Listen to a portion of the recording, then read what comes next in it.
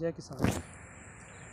मेरे किसान भाइयों, आप सबको मालूम है कि इस 20 तारीख को सरकार ने लोकतंत्र की हत्या करते हुए ध्वनिमत से जो 3 काले देश हमारे ऊपर थोपने का काम किया है, उनका आने वाले समय में हमारे किसानी के ऊपर, किसानों के ऊपर, छोटे व्यापारियों के ऊपर बहुत बुरा प्रभाव पड़ने वाला है।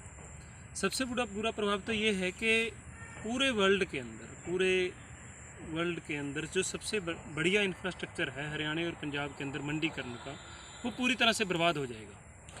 अब आपके पास देखो, आपको एक प्रोड्यूसर है, आपको मालूम है कि आपकी फसल आप मंडी में ले जाओगे, वहाँ पे जाके आपकी फसल बिकेगी। और जो सबसे बड़ी महत्वपूर्ण बात है कि मंडी के अंदर आपकी पेमेंट की गारंटी है आपका आड़ती, जो आपकी पेमेंट आपको मिलेगी, जो चाहे वो किसी ने खरीद करी हो, चाहे वो प्राइवेट खरीद हो, चाहे वो FCI से खरीद हो, चाहे वो स्टेट एजेंसियों की खरीद हो, चाहे वो मार्केट बोर्ड की खरीद हो। उसके बाद भी अगर आड़ती आपको पास पेमेंट नहीं, तो आपके पास J फार्म है, आप मार्केट बोर्ड में जा सकते हो। मार्केट बोर्ड में जाने के बाद जो मार्केट कमेटी है वो आपके साथ है। पर मैं आपसे एक बात बताता हूँ कि अगर ये कॉन्ट्रैक्ट फार्मिंग आती है, उसके बाद उसका दुष्प्रभाव क्या होगा कि जैसे नीरव मोदी जैसे, माल्या जैसे लोग हज़ारों करोड़ रुपए लेके देश का भाग गए, ये उनको वापस नहीं ला पाए। एक आम किसान का 1 लाख रुपया, 1.5 लाख रुपया होगा, तो ये कैसे वापस कराएंगे? और इन्होंने बोल दिया कि आप कोर्ट में नहीं जा सकते। और इसका जो प्रशासनिक अधिकारी होगा वो SDM होगा। आपको मालूम ही है कि देश के अंदर कितना भ्रष्टाचार है। एक व्यापारी आएगा, वो 15 करोड़ की खरीद करता है, वो SDM को 10 लाख रुपये रिश्वत देता है। आप इस बात को अच्छे तरीके से समझ सकते हो कि सरकार की मंशा के अंदर कहीं ना कहीं खोट है। और दूसरी बड़ी बात कि जितने भी किसान संगठन हैं, जितने भी विपक्षी राजनीतिक दल हैं, चाहे वो कांग्रेस हो, चाहे वो समाजवादी पार्टी हो, चाहे वो अन्य दल हो, जितने भी दल हैं, वो सब इस बात में सहमत हैं कि MSP आना चाहिए। जब सारे राजनीतिक दल सहमत हैं, जब टोटल सारे किसान संगठन सहमत है, तो इनको कानून बनाने के अंदर कहाँ दिक्कत है?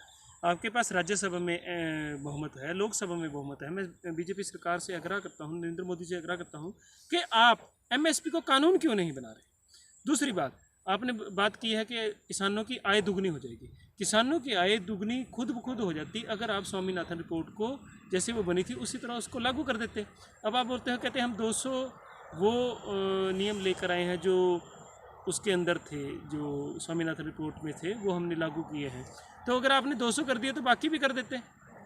आपके चुनावी मैनिफेस्टो वादा था कि हम आपको स्वामीनाथन रिपोर्ट पहली मीटिंग से लागू करेंगे, हम आपका कर्जा माफ़ करेंगे। ना तो कर्जा माफ़ हुआ है, ना ही स्वामीनाथन रिपोर्ट लागू हुई है, ना ही आप MSP को कानून बनाने के लिए तैयार हैं। तो कहीं ना कहीं ये सरकार की मंशा के अंदर दर्शाता है कि सरकार की मंशा नहीं है कि वो किसान के साथ है, वो एक बड़े व्यापारी के साथ है। और सबसे बड़ी बात, आप मुझे एक बात बताओ कि मंडी के अंदर प्राइवेट खरीद करने से किसने रोका है? कोई भी व्यापारी आए वो खरीद ले, और ये बोलते हैं कि आपको पूरा MSP मिला है। आप पूरे देश के आंकड़े उठा के दे सकते हैं कि MP के अंदर सोयाबीन क्या MSP पे बिकता है? क्या हम पूरे देश के अंदर जो मक्की की फसल है, जो मक्का होता है, क्या वो MSP पे बिका है? वो 900 से लेकर 1000 रुपये तक में बिका है। और हरियाणा के अंदर तो क्या सरकार दिखा दे, पिछले 2 साल के अंदर उन्होंने कितने हेक्टर क्विंटल मक्का खरीद करी है, कितने टन। और आप देख सकते हो कि अभी एक मोगा के अंदर बड़ा प्लांट लग गया है, कैथल के अंदर अडानी का प्लांट लग गया, वो सीधे लिख रहे हैं कि हम FCI के खरीदार हैं। तो इनको किसने छूट दी? आप इन बातों को समझें, इस आंदोलन में साथ दें।